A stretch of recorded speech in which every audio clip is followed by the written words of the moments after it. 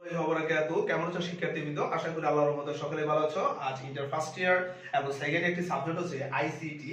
ICT সাবজেক্টের চতুর্থ নম্বর একটি চ্যাপ্টার হচ্ছে এইচটিএমএল। আজকে এইচটিএমএল এর আমি একটা প্রোগ্রাম করে দেখাবো। আজকের প্রোগ্রাম টপিকসটা আমি তোমাদের কিভাবে দেখাবো, তোমরা কথা না বলে চলো আমার সাথে আসো, আমি তোমাদের আজকে প্রোগ্রামটা করে দেখাই। তো শিক্ষার্থীবৃন্দ, এখানে একটা উদ্দীপক দেখতে পাচ্ছ, জিএসএম। জিএসএম এর অধীনে তিনটা কোম্পানি আছে, একটা টেলিটক আর একটা বাঙালি। আবার পরটা আমি বাংলা লিঙ্ক দিয়ে দিলাম, দুটোই বাংলা লিঙ্ক। তারপর সিডিএম এ আমি দুইটা কোম্পানি দিলাম, একটা হচ্ছে সিটিসেল আর একটা হচ্ছে এয়ারটেল। ঠিক আছে? তো শিক্ষার্থীবৃন্দ, আমরা সবাই বুঝতে পারছি এটা একটা টেবিল আকারে আছে। যত টেবিলেতে এইচটিএমএল করতে গেলে তিনটা ট্যাগ অবশ্যই মনে রাখতে হবে।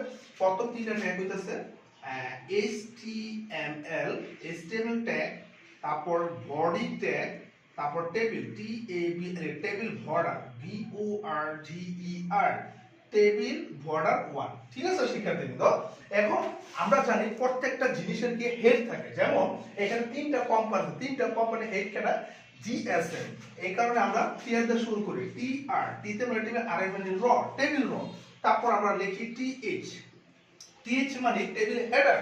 তো প্রত্যেকটা যে হেড কেনা, তিনটা যে হেড জিএসএম। তো টিএস লেখা হলো রয়স্পান, আর উডো র SPAN, রয়স্পান।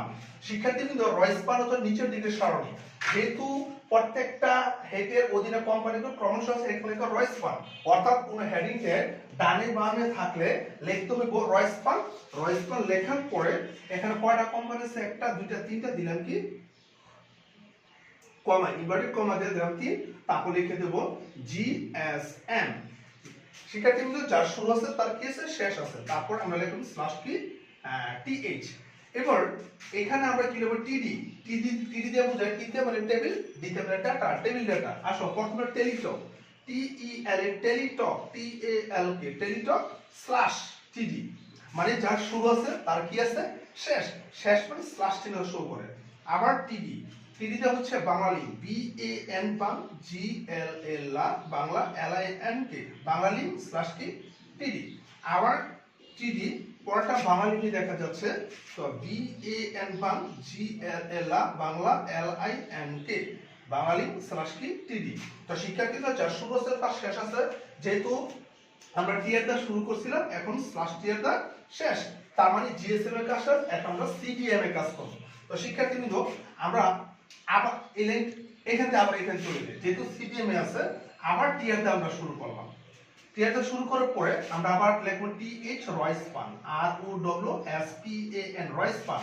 তো শিক্ষার্থীবৃন্দ, এই দুটো হেড কাটা সিডিএম এ, এখানে রয়স্পান লেখা দিলাম কি 2, তারপর ট্যাগ, তারপর লিখব CDMA, তো স্ল্যাশ টিডি।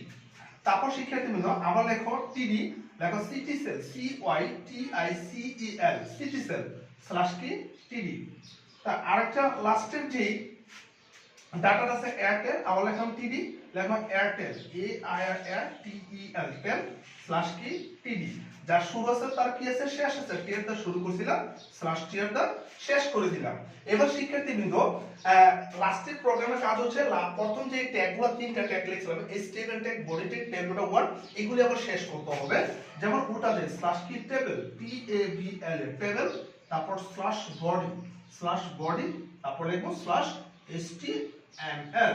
অর্থাৎ শিক্ষার্থীবৃন্দ, আমার পুরো প্রোগ্রামের স্টেবল প্রোগ্রামটা হয়ে গিয়েছে।